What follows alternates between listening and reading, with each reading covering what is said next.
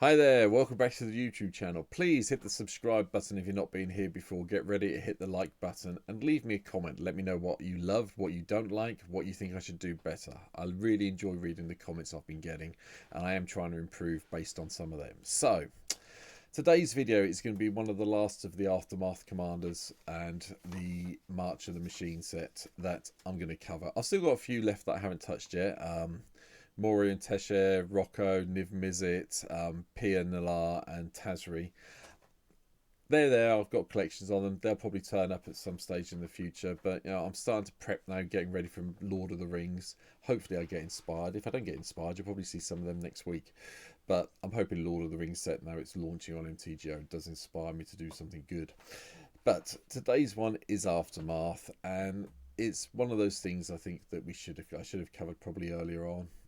But it's Sigarda, Font of Blessings, because, you know, everyone likes a good angel deck, and this one's a little bit different. So, 2 green and white for a 4/4 angel with flying, great. Everything else we have has hexproof, like that plan. And you may look at the top card of your library at any time, and you may cast angel spells and human spells from the top of your library. Yep. So basically, what I have from my point of view is the angels are waiting for their worshippers to turn up and worship them. So, and it is Sigarda, and I've always had a soft spot for Sigarda in all her forms. So this is what today's deck really does look like. As usual, the land base is all green and white, and it is all here. I am playing Fabled Passage and Field of the Dead. Maybe not, maybe it's a bit off theme, but I wanted to make sure I had some blockers coming in because some of the stuff we've got is quite hard to get into play. Gavany Township, I'll just point out, just so we can pump up everything when it is in play. And we've got Vitu Ghazi, so we can make some saplings, and we've got a whole load of other things like Yavimar Cradle, so on and so forth. Somewhere in here, I think... No, I didn't. Okay. I didn't quite go down that route. Okay. Right. Sorry. I was looking for a card I thought I'd put in. I haven't put it in. It's all good. Right. Ramp-wise. Mox Tantalite, Soul Talisman. The expensive Jeweled Lotus can be cut. Soul Ring, Talisman of Unity, Moss Diamond, Marble Diamond, Arcane Signet. Heavy artifact ramp today. We need to get it on for this deck. But then we need to look at things that we're going to have. We need a nice selection of humans and nice selections of angels. And this is what I went with. So, Cleric class, just so we can get that extra life and then get some +1/+1 counters checked around when we get life. Mother of the Runes, because, yeah, it's Mum. And you've got to have Mum in play in a deck like this to protect our other things. Soul Warden, Soul's Attendant, gains us the life. Speaker of the Heavens, when we get to 47+, gives us an extra angel. The Pilgrim helps us ramp as well, because it taps for white.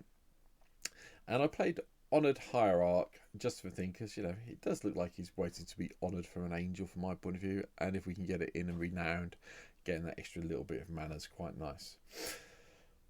Giada, Font of Hope, is also here to make all our angels even better as things go along. Luminarch Aspirant to chuck small +1/+1 counters around. Youthful Valkyrie to get +1/+1 counter when we play another angel. Bishop of Wings enters the battlefield, we gain 4 life, and whenever an angel, we get a spirit to sing for them. Seems sensible to me. Heroic Intervention to save everything from all the wraths that probably appear. Rampant Growth to go a little bit quicker on our land. Catilda Dawnheart. We have quite a few humans in the deck, believe it or not, and tapping them for mana probably helps. And if we can do the whole pay 6 and get +1/+1 counter. Oath of Ajani, just so we can put +1/+1 counters around. Nothing else down here we haven't talked about. Frontline Medic, because, yep, I played it. I knew it was in one of the decks earlier in the week when I looked at Jarini, but it's still good in this deck because, you know, indestructible angels are even better than indestructible humans. Invasion of Dominaria had to be here because it does flip into the very traditional Serra Angel from my point of view. And the life gain and the card draw really do help. Lauren, it's a white deck. I've talked about Lauren enough now. You all know why it's here. Metropolis Reformer was an angel I didn't even know existed, I'll be honest about it, until it turned up in one of the Aftermath boosters I picked up. Gives us hexproof, and whenever it's dealt damage, we gain that much life. Okay then. Righteous Valkyrie. All our creatures get +2/+2 as long as we're at 47 life or above. Siege Veteran just chucks more +1/+1 counts around. And Starheim Aspirant cuts the cost of our Angels down quite significantly in this deck, where I'm not playing things like you've seen recently, like Urza's Incubator, or Herald Horn, the Horn card that I can't remember the name of at the moment. Unsbreakable Formation, +1/+1 counters, give everything indestructible, play it in our main phase, or if we can, preferably in our main phase. If we can't, just save your creatures. Tribute to the World Tree. A lot of the things we have power 3 or greater, so we're going to get some card draw. A lot of the other things before this have less than power 3, so we get some +1/+1 counters, and they get bigger when they come in. Like it, no issue with this at all. As I can see, I just put in for the extra ramp. This is one that we could replace, but I haven't played it for a while. I want to play it out. There's no dinosaurs in the deck, just so we're clear, but the see it made sense. King Dariel probably does worship, pray to the angels along with Torrens, so we might as well have them in.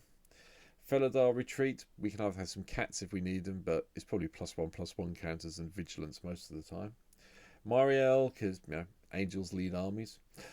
Odric, so we can make sure we can give all of our things flying at a minimum, or hexproof at a minimum, or whatever else we're going to hit shortly.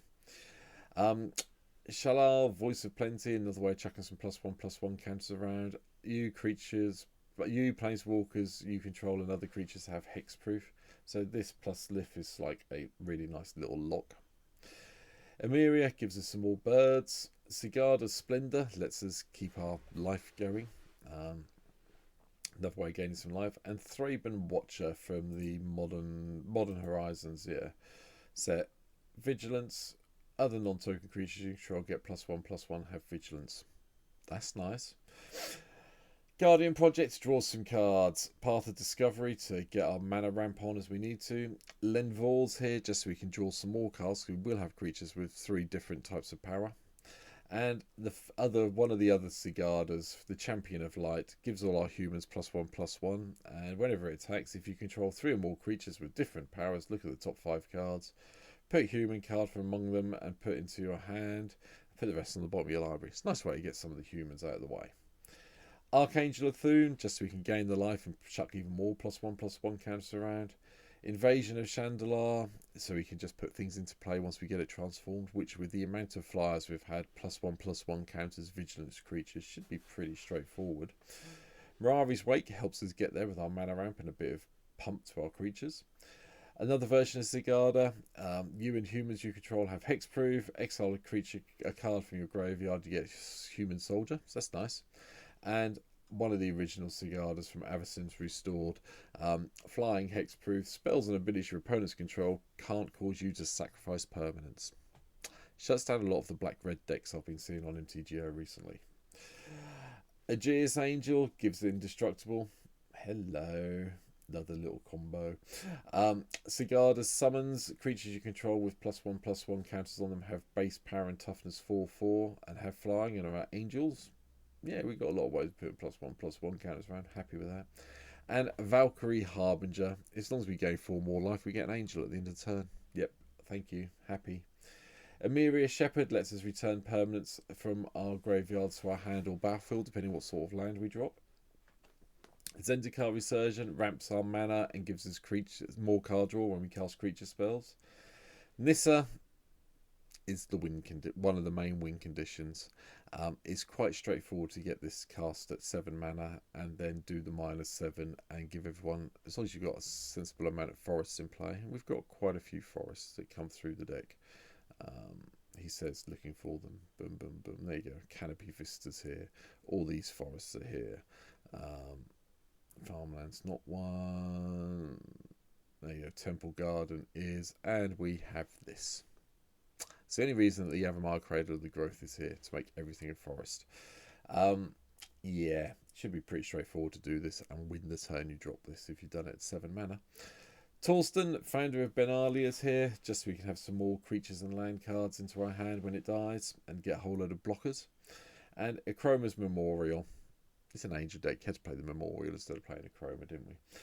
Kamal turns up in our next slot as the wonderful thing that gives everything overrun at each combat on our turn. So that's nice. It's just 8 mana is a little bit expensive, so bear it in mind. And the Great Henge. Why wouldn't I play it in this deck? Final card, Grand Crescendo. It's just another way of making all our creatures indestructible for 2 white mana. If you could do the X as well and get a few extra little blockers or, you know, things, citizens, yeah, why not? Go for it. But 2 mana, indestructible, thank you very much. I'll cope with that. But that's it. That is my last deck tech for a while from Aftermath. Sigarda is literally another beatdown deck. I think most of the decks I've done this week have been beatdown decks. There's been no real combo ones because, you know, I think I've covered them already to my own best of my ability.